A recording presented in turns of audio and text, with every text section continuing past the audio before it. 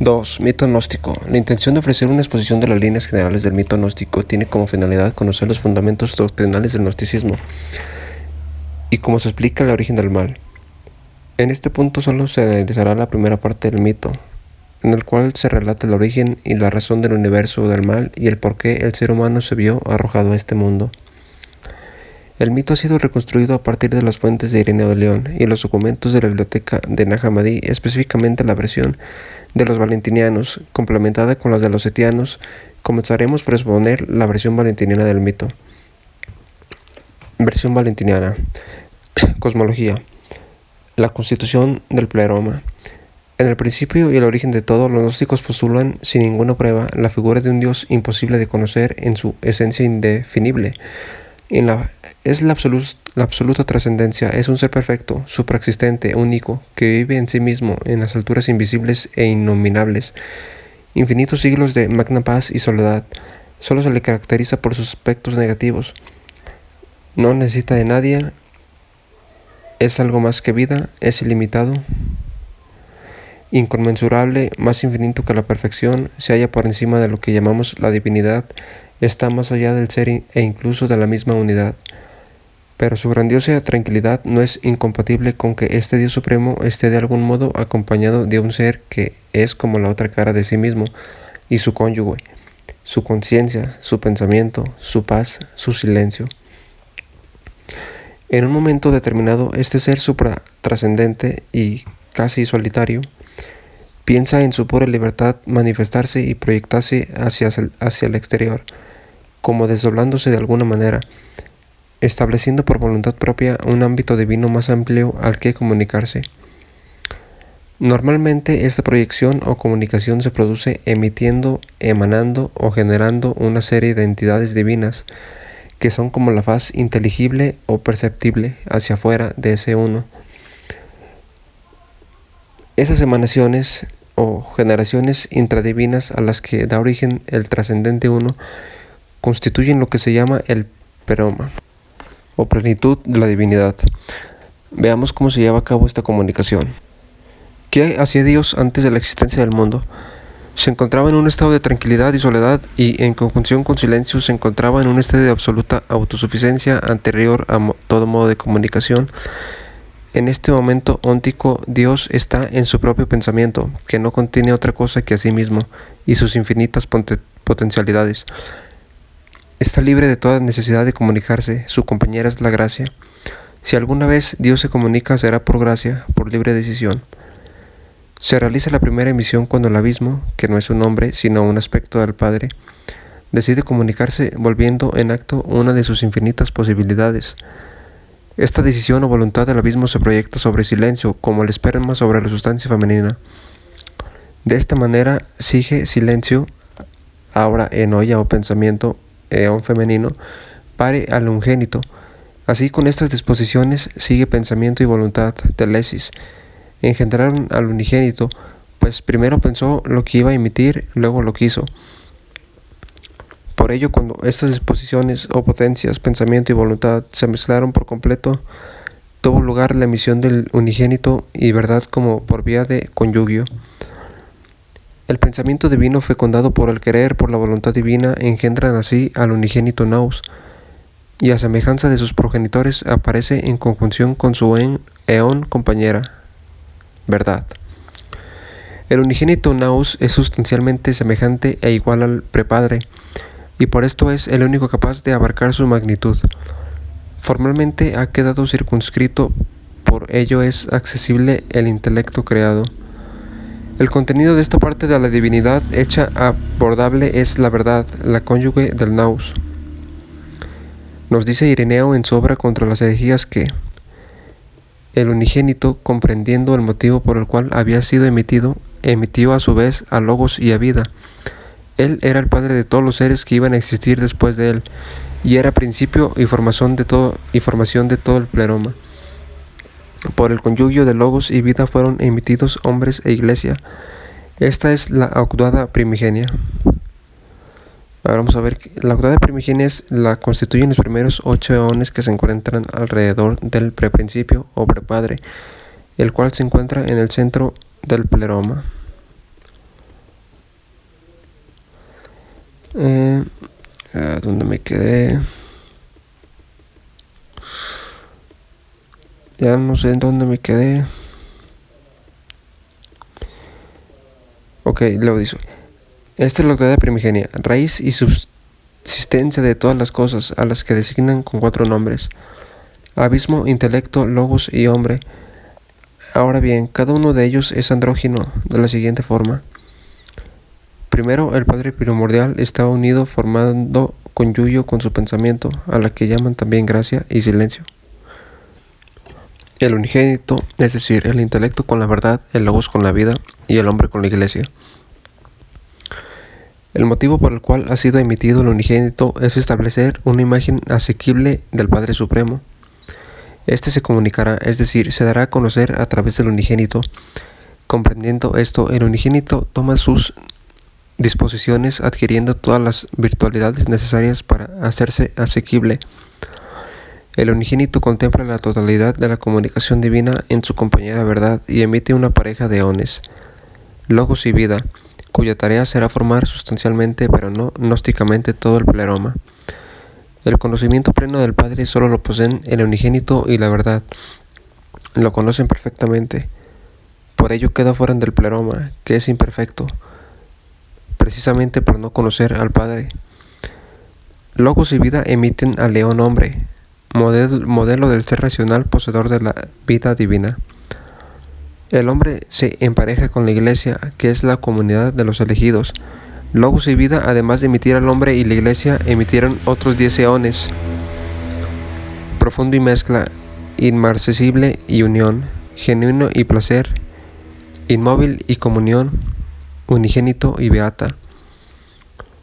El hombre y la iglesia emitieron 12 eones, paráclito y fe, paternal y esperanza, maternal y caridad, intelecto perdurable y entendimiento, eclesial y beatitud, deseado y sabiduría. De todas estas emanaciones, el único que conoce al Prepadre es el unigénito, ya que fue engendrado directamente por él, mientras que permanece incomprensible para todos los demás. En esto radica la imperfección del pleroma y su necesidad de una acción posterior del Padre. 2. El lapso de Sofía, la pasión desbordada. Bueno, aquí una nota del texto es que otra versión del lapso de Sofía se encuentra en el texto sobre el origen del mundo, perteneciente a la biblioteca del Nag-Hammadi. En dicha versión, a la sabiduría inferior se le llama Pista Sofía. José Montserrat Torrens explica que el autor de este texto distingue entre Pistis, que es la sabiduría superior del sistema valentiniano, y Sofía, la sabiduría inferior o Achamot de los mismos valentinianos. Pero más adelante designa a la sabiduría inferior o Achamot con el nombre de Pistis Sofía, o simplemente Pistis. Bien, sigo con el texto. El lapso de Sofía, la pasión desbordada. Todos los demás eones concebían en su paz un cierto deseo de conocer al que había emitido su simiente y saber acerca de la raíz sin principio. Pero sabiduría, el último eón emitido por el hombre e iglesia, no se limitó al tranquilo deseo de los demás eones, sino que experimentó una violenta pasión hacia el Padre. Quiso conocerle como le conocía el unigénito, sin esperar la iluminación de la gnosis. Este deseo desordenado provocó su caída. Esta caída servirá para explicar el nacimiento del cosmos y el origen del mal. Este deseo, ordenado de acuerdo con la voluntad del trascendente, es correcto, pero formulado antes de tiempo, deja de ser correcto para convertirse en pasión. Tal pasión provoca la caída o pecado del león, que deseó conocer al trascendente antes de tiempo. Por efecto de su pasión, esa entidad divina caída quedará situada momentáneamente fuera del pleroma. Antonio Piñero nos explica que este misterioso lapso tiene una doble dimensión conceptual, teológica y cosmológica. Teológicamente representa el pecado por excelencia, el nacimiento de algún modo de la deficiencia, del mal, el paradigma de todo pecado, que exigirá la necesidad de un Salvador. Con ello se inicia dentro del pleroma un proceso de salvación que más tarde se repetirá en este mundo, fuera del ámbito de lo divino, en realidad querido o permitido por el trascendente. Cosmológicamente, ese pecado del león lapso significará el principio de la materia, del universo todo, y es también el origen del mal visible y perceptible que radican en último término en la materia. Por haberse lanzado sabiduría a tal empresa imposible e incomprensible, parió una sustancia amorfa. Al ver cómo era, se avergonzó primero a causa de lo imperfecto de lo generado. Después sintió temor por su propia extinción. Luego se conmovió y cayó en la incertidumbre, y buscó la causa de lo sucedido y cómo podría ocultar al ser engendrado. Hundida en estas pasiones, asumió la idea de convertirse y trató de remontarse al Padre. Pero después de intentarlo por cierto tiempo, se fatigó y comenzó a suplicarle. Los demás eones se sumaron a su súplica, sobre todo el intelecto. De aquí recibe su primer origen la sustancia de la materia, de la ignorancia, de la tristeza, del temor y el estupor. A este respecto, Piñero nos explica que la materia procedía de la misma serie de principios trascendentes que las formas, solo que en calidad de ruptura, no de simple denominación gradual. Dicho en términos míticos, la materia no procedía de Dios a modo de generación, sino como un aborto. Luego dice, hay que percatarse de que esta materia primordial no es el mundo corpóreo, sino un sustrato a partir del cual se plasmará el mundo corpóreo. El mundo visible será creado posteriormente por sabiduría, de modo indirecto, gracias al demiurgo. Debido a estos acontecimientos, el trascendente emitió al límite, Oros, a su propia imagen sin cónyuge. Este límite es también denominado cruz, redentor, emancipador y reintegrador. José Montserrat Torres sostiene que el Euros es el vallador destinado a separar el pleroma del mundo extrapleromático inferior. Imaginativamente consiste en una valla de madera, y por ende el brazo transversal de la cruz y el firmamento que separa el octavo cielo, el de las estrellas fijas, del empíreo. Gracias a este límite, sabiduría pudo ser purificada, consolidada y restablecida a su conyugio. Al separarse de la intención junto con la pasión añadida, pudo permanecer dentro del pleroma, en tanto que la intención junto con la pasión fue expulsada por el límite, crucificada y dejada fuera de él. La intención era una sustancia espiritual, ya que poseía un impulso natural de eón, pero amorfa y sin figura, pues no comprendía nada. Además, el autor mencionado con anterioridad afirma que respecto al límite, es importante distinguir sus diversas funciones. A. El límite separa a sabiduría de su engendro. Confirma a sabiduría respecto al pleroma en su ser sustancial, por lo cual es llamado adecuadamente cruz y redentor. B. El límite ejerce una acción sobre el pleroma y una acción sobre sabiduría exterior. La acción redentora del límite debe distinguirse cuidadosamente de la acción iluminadora de Cristo. La primera restituye al león lapso en su ser sustancial propio, la segunda le confiere gnosis. Después de que la intención, o Achamot, su nuevo nombre, fuera expulsada del pleroma de los eones y después que su madre fuera restablecida en su conyugio, el unigénito emitió otro conyugio, para que nada semejante a lo acontecido le sucediera a los demás eones. Fueron Cristo y el Espíritu Santo para fijación y consolidación del pleroma, por ellos quedó establecido el orden entre los eones. El Oros parte a sabiduría en dos, la crucifica. En ella se encuentran tres elementos: el elemento sustancial o eónico, el deseo desordenado de ver al Padre, las cuatro pasiones consiguientes. El límite separa el primer elemento de los otros dos, reintegrando a sabiduría a su puro ser sustancial, o sea, la redime y con ella a todo el pleroma. Por su parte, intención es expulsada del pleroma, la cual se constituye en la sabiduría inferior o Achamot, envuelta en sus pasiones y necesitará redención. Queda así constituida una suerte de doble eón pecador. Sabiduría logos, uno superior arrepentido que vuelve al pleroma, suele denominarse la sabiduría superior. Otro, llamado generalmente la sabiduría inferior o Achamot, hija de la anterior amorfa que queda fuera del pleroma. La intención o Achamot, ya fuera del pleroma, entró en ebullición por necesidad en las regiones de sombra y de vacío, ya que salió del pleroma informe y sin figura, en forma de aborto, por no haber comprendido nada. El Cristo se apiadó de ella y se extendió a través de la cruz y con su propia sustancia solamente, no la que es según el conocimiento. Después de realizar esto, se remontó nuevamente sustrayendo su potencia y la abandonó con la intención de que tomando ella conciencia de la pasión que la rodeaba a causa de su destierro del pleroma, deseara las cosas de arriba, gracias al aroma de incorrupción que dejaron el Cristo y el Espíritu Santo. Ya formada y capaz de entender, pero al mismo tiempo vaciada del logos invisible que estaba en ella, es decir, del Cristo, se lanzó a la búsqueda de la luz que la había abandonado, pero no logró alcanzarla debido al impedimento del límite.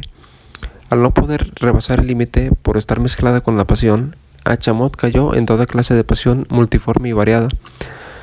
Padeció tristeza a causa del bien ajeno, o sea, envidia, la cual será la causa de la esencia diabólica, porque no podía comprender, y también padeció perplejidad. Todo esto lo sufrió sumida en la ignorancia. No le sucedió, como a su madre, la primera sabiduría y eón, sufrir alteración con estas pasiones, sino contrariedad. El límite alteró a la primera sabiduría al dividirla en dos, en cambio a la segunda sabiduría la contrarió completamente. Ella se lanzaba hacia arriba, el límite la precipitó hacia abajo, pero lo sobrevino una disposición distinta, la conversión al dador de vida. Tal fue la constitución en su sustancia de la materia de la que provino este mundo. En la conversión tiene su origen toda el alma del mundo y la del demiurgo. Las demás cosas recibieron su principio del temor y la tristeza. De la tristeza proviene el alma diabólica, del temor el alma racional, del estupor la materia crasa, de la alegría la sustancia espiritual, de la conversión el alma racional. De sus lágrimas provino toda sustancia húmeda, de su risa la sustancia luminosa, pues a veces lloraba y se acongojaba por haber sido abandonada en la oscuridad y el vacío. A veces pensaba en la luz que la había abandonado y entonces cobraba ánimos y reía, para volver luego a sus temores y quedar sumida nuevamente en consternación y estupor o perplejidad. Bien, aquí vemos la causa del mundo material, ¿no? Algo como totalmente dualista, ¿no? Cómo pasa de la alegría al estupor, lo que podría decir que era, ¿cómo se llama? Cuando tienes cambios repentinos de carácter. Se me olvidó. Pero bueno, aquí vemos el mito según los valentinianos. Era bipolar. Bien, sigo. El Oros amputó la reflexión e intención de la sabiduría superior. Con esta reflexión, intención fuera del pleroma, comienza la historia del mundo inferior, paso a paso el paradigma del mundo superior o pleroma. La reflexión, intención, es el conjunto de deliberaciones del logos pleroma respecto al mundo y a la economía mundana. Como primer paso, convenía que se sustanciase fuera de Dios como principio potencial del universo en todas sus manifestaciones. La intención es todo esto, es la materia informe sobre la que operará el logos creador. Ha sido descrita como sustancia espiritual, aunque amorfa. No es por tanto la mera materia del mundo sensible, sino también de los elementos no sensibles que se integrarán en el mundo inferior. La dinámica de esta materia sigue el paradigma del pleroma. Así como en el abismo se produjo el movimiento del pensar, así en la intención se produce un movimiento de ebullición, por donde se echa de ver que esta materia primigenia es una imagen del Padre primordial. El paradigma sigue actuando. El unigénito y verdad dieron forma al pleroma según la sustancia. Cristo y el Espíritu Santo, emitidos directamente por el unigénito, dan forma a la intención según la sustancia. Con esto la intención pasa de materia informe a materia formada, poseedora de multitud de formas. El aroma de inmortalidad dejado en la intención por Cristo Espíritu Santo es el equivalente exacto de la vida divina que animaba al pleroma. No era todavía la plenitud de la vida divina, la gracia de la gnosis, sino su incuación. Así, en la materia multiforme hay una incuación de vida divina. El dinamismo de la vida divina indujo en el pleroma un patos. El aroma de inmortalidad, a su vez, trastornará a la intención ya formada. Su patos es también la búsqueda de lo de arriba. Fue necesaria otra vez la intervención del límite, que la hizo invertir el sentido del movimiento. No debía ser hacia arriba, hacia Dios, sino hacia abajo, hacia el mundo. José Montserrat Torrens añade que esta intención contenía multitud de formas. La pasión de sabiduría se resolvió en 3 pasiones, origen a su vez del alma diabólica, del alma irracional y de la materia crasa. A estos elementos hay que añadir la pasión positiva de la alegría, origen de la sustancia espiritual mundana, y la disposición de la conversión, origen del alma racional. Sigo. Así como los eones, una vez purificados su patos con el límite, precisaron la acción salvadora de Cristo y el Espíritu Santo para ser llevados al estado perfecto de la gnosis, así también la sabiduría inferior, completa ya en su sustancia física y orientada por el límite hacia su tarea mundana, precisará también de un Salvador para llevar su componente espiritual a la perfecta gnosis.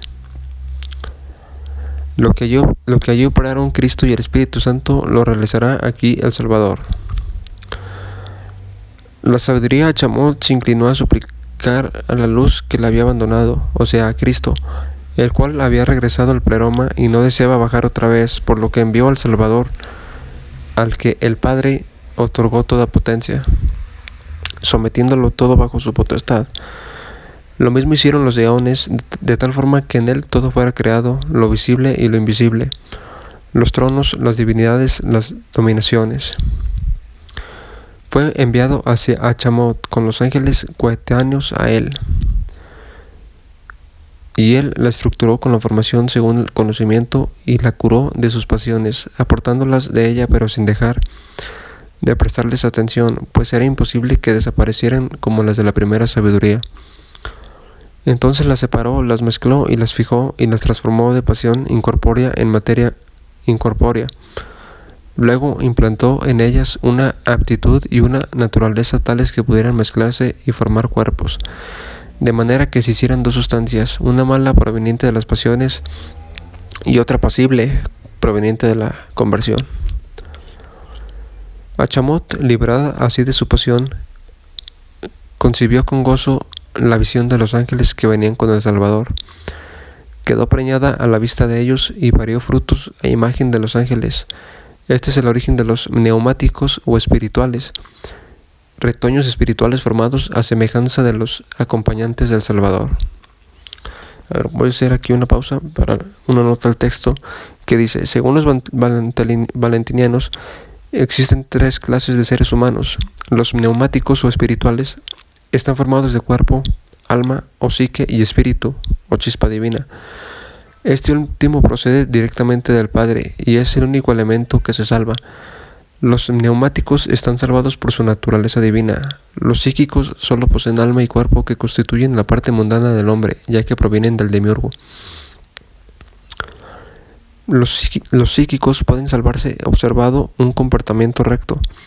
Los sílicos solamente poseen cuerpo material. Hagan lo que hagan, jamás alcanzarán la salvación.